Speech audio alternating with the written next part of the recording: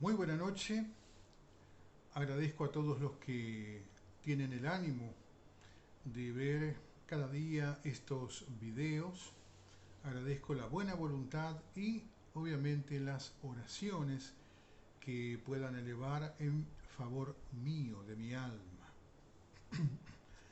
Hoy quiero hablarles un poquito acerca del arrepentimiento. Es un tema muy profundo. Yo voy a estar sintetizando ciertos puntos por causa del tiempo, pero estaré haciendo una introducción con bastante buen contenido, con buenas explicaciones y un buen nivel de instrucción. Saben que al, al desconocer las escrituras, la gente se mueve en conceptos que son muy superficiales, muy livianos, claro. Y sucede que siempre se habla de los 10 mandamientos. 10 mandamientos son mandamientos muy puntuales que Dios refirió a Moisés para armar una tabla entre aquellos mandamientos que tienen relación con el Creador propiamente dicho y aquellos mandamientos que tienen relación con nuestros semejantes, con otros hombres. Entonces es nada más que una cuestión simbólica para que el hombre tenga un punto de referencia. Pero en realidad los mandamientos son 613, sí, 613, los cuales el Señor, el Mesías, el Hijo de Dios, los sintetizó en 2 mandamientos. El primero, que es el gran mandamiento: amarás al Señor tu Dios de todo tu corazón, de toda tu alma y con todas tus fuerzas. Y el segundo, dijo él, que es semejante: amarás a tu prójimo como a ti mismo. Y parece una cosa sencilla en las palabras, el hablarlo sí, en realidad es muy sencillo, pero el llevarlo a la práctica y aplicarlo es realmente complejo, pero todo está en base al conocimiento. Cuando uno adquiere más conocimiento, más se simplifica el llevar a cabo y practicar realmente las leyes de Dios. Bien, pero vamos a introducirnos directamente en el arrepentimiento. Cuando uno habla de arrepentimiento, dice, bueno, yo cada vez que voy a orar, le manifiesto a Dios mi arrepentimiento por mis pecados. ¿Sí? El hombre normalmente dice que peca en contra de Dios. Y bueno, en realidad yo he venido haciendo diferentes explicaciones en cuanto al pecado, qué es pecado y qué es transgresión. Y realmente lo que uno comete, primeramente no lo comete en contra de Dios, sino delante de Dios. Cuando uno transgrede, transgrede delante de Dios, y cuando uno peca, o sea, lleva la transgresión a la práctica, es un hecho consumado, entonces peca delante de Dios, no en contra de Él. A Él no le afecta, nos afecta a nosotros. Entonces, eh, hay una parte que el pueblo gentil, las naciones gentiles desconocen, que es la meditación. Muchas veces hay referencias en las escrituras, especialmente el dulce cantor de Israel, que fue el rey David. Él tenía el hábito de la meditación. El sabio Salomón también habla acerca de la meditación. Y Dios mismo le habla a sus diferentes profetas y les dicen que debían meditar. Dios le habla a su pueblo en muchas oportunidades diciéndole que deben meditar en las escrituras, en los mandamientos. Sí, es muy diferente de la oración, la meditación. Pero quiero dar una definición. Uno se arrepiente. ¿De qué se arrepiente? ¿Sí? ¿De qué se arrepiente?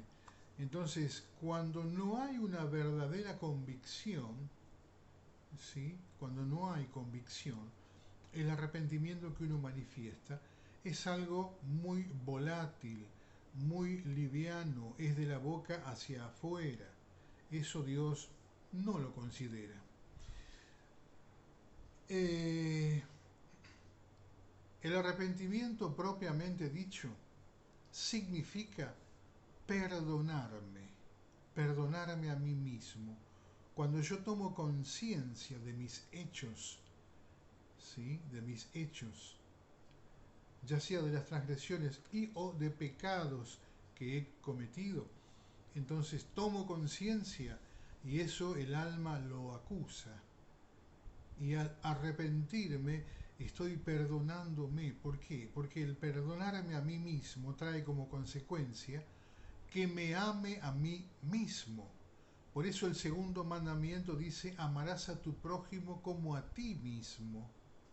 ¿Mm? Pero claro, el primero, que es el mayor, dice, amarás al Señor tu Dios de todo tu corazón, de toda tu alma y con todas tus fuerzas. ¿Qué sucede allí?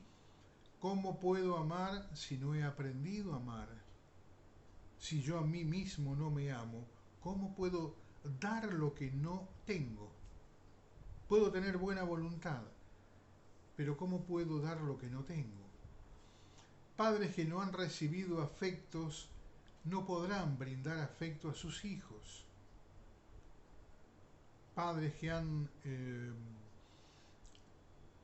se han criado discriminados, porque esto sucede también en los hogares.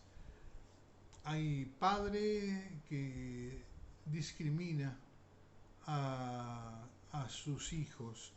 Si es varón es muy doloroso y si es mujer es crítico, porque la mujer es más apegada al padre, mientras que el varón es más apegado a la madre. Entonces, ya sea que la discriminación sea por parte del padre o de la madre, el daño es irreparable. Pero es irreparable para el hombre, para Dios no hay nada imposible.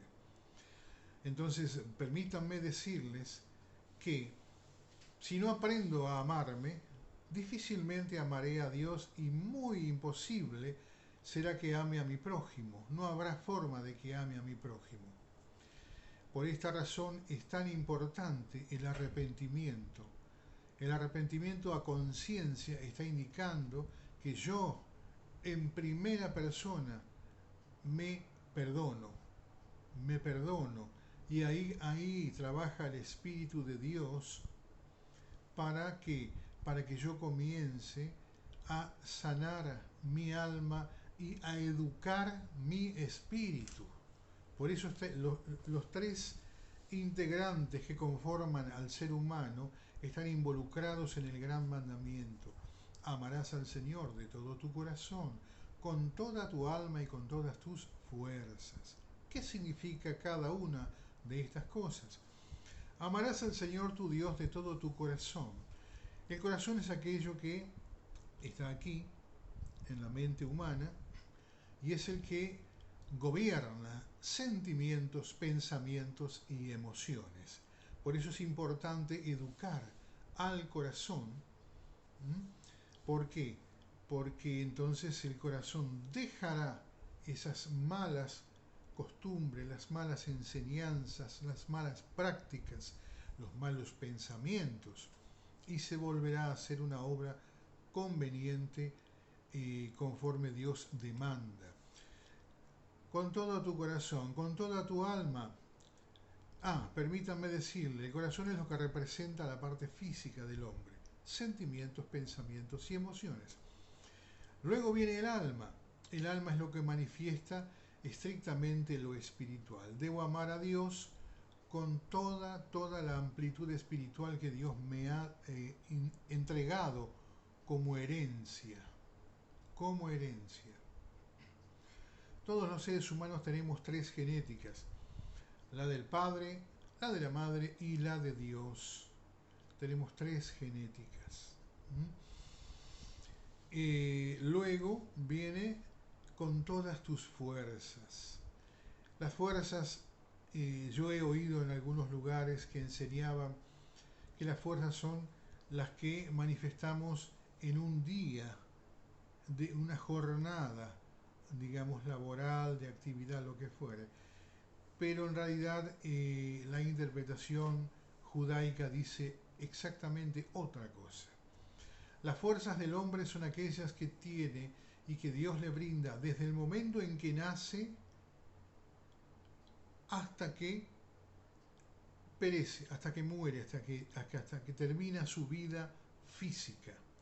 Esas son todas las fuerzas del hombre. Entonces Dios nos insta y nos manda, porque estos son mandamientos, a que los sirvamos con las fuerzas de todo el curso de nuestra vida. Bien, les pongo en conocimiento. Hay mandamientos con promesas y hay mandamientos sin promesas. Voy a citar un ejemplo de cada uno. Honra a tu padre y a tu madre para que tus días se alarguen sobre la tierra. Ese es un ejemplo de mandamiento con promesa. Si yo honro a mi padre y a mi madre, convenientemente, mis días, la consecuencia, la promesa de Dios es que mis días serán alargados sobre la tierra. Y un mandamiento sin promesa es no asesinarás. ¿Sí? Que en el texto bíblico está muy, muy mal traducido porque dice no matarás. Cuando uno mata, está matando un animal. ¿Para qué? Para comer, para su consumo. Pero cuando se trata de un ser humano, entonces se habla de asesinato, lo que no es para comer, para nuestra subsistencia. ¿Sí? Entonces la traducción correcta sería no asesinarás. Ahí hay un ejemplo de mandamiento que no tiene promesa. Y los mandamientos no son una forma para decir, bueno, esto lo llevo a la práctica y esto no. No, no son una opción. El mandamiento está para ser cumplido. ¿Sí? Todos los mandamientos. Pero para alcanzar al cumplimiento del primero y segundo mandamiento, o sea, del gran mandamiento y el segundo que es semejante, hay que tomar conocimiento de la ley de Dios. Yo expliqué el otro día qué es la ley de Dios. El mismo Hijo de Dios es la ley viviente. Les recuerdo, él dijo en Juan 14:6, yo soy el camino y la verdad y la vida.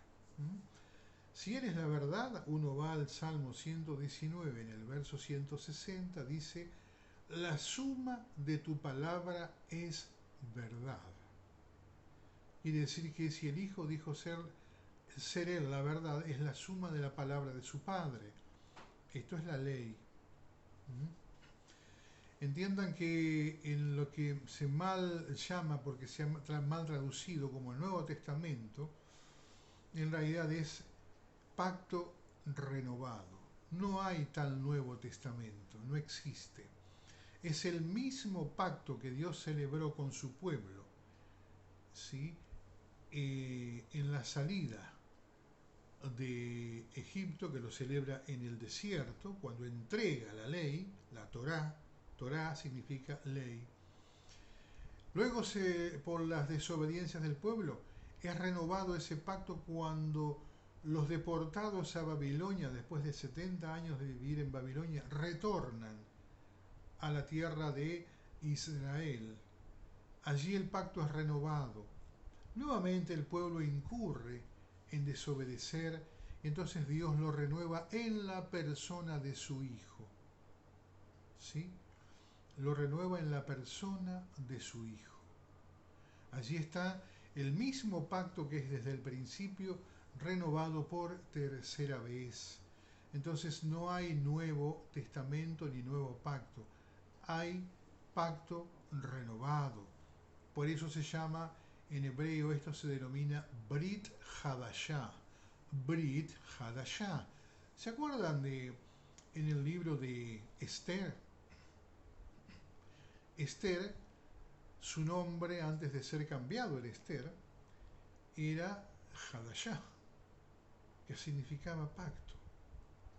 Los hijos de Dios no tenemos nombres, lo que se pueda denominar propio, tenemos nombres simbólicos. Los nombres que hemos recibido desde el principio no son sino atributos. Igualmente, el Hijo de Dios y Dios el Padre, ninguno tiene nombre propio. Los nombres son solo atributos, son dones. ¿Sí? Lo dice el texto de Isaías, porque un hijo nos es nacido, ¿sí? Un niño nos es dado y el principado sobre su hombro. Y será llamado su nombre, Dios fuerte, consejero, príncipe de paz. ¿Qué significa que el principado estaba sobre sus hombros? Está indicando que Dios pondría sus atributos, su nombre encierra todos los atributos de Dios, que son 72 los atributos de Dios. Los dones espirituales son 72. Mal hacen los textos de lo que dice ser el pacto renovado, que dice que son 9 los dones del Espíritu. No. Los dones espirituales son 72 como los nombres de Dios. Por eso digo que cada nombre de Dios no es un nombre propio, es un nombre que está representando una situación, un tiempo, un espacio y un nivel de conocimiento, una elevación del alma. ¿Sí? Entonces, de allí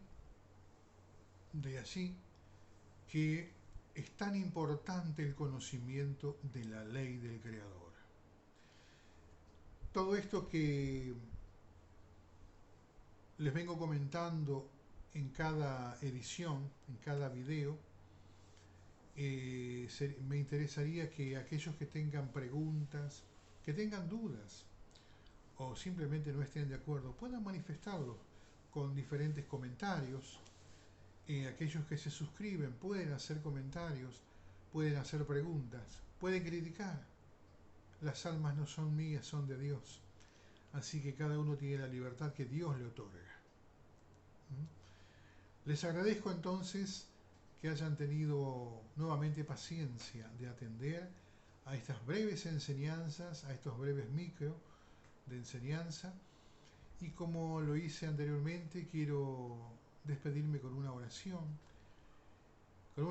que abarca la bendición de arriba de los cielos, esto es sabiduría e inteligencia, y la bendición de abajo, esto es aceite, vino, mosto, leche y granos, es la bendición para la provisión. Bendito eres tú, Señor Dios nuestro, Rey del universo, que has guardado el pacto y la misericordia, y que bendices grandemente a los que te aman y guardan tus mandamientos, pero que también das el pago en persona a aquellos que te resisten y buscan que tu reino caiga. Amén. ¿De cuántas maneras buscan que caiga el reino de Dios?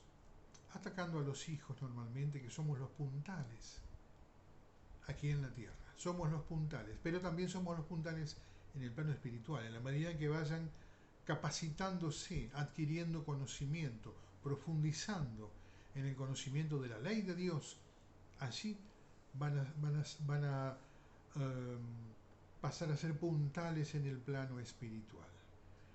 Les bendigo con toda bendición y espero que, como dije, los comentarios, las preguntas, las críticas.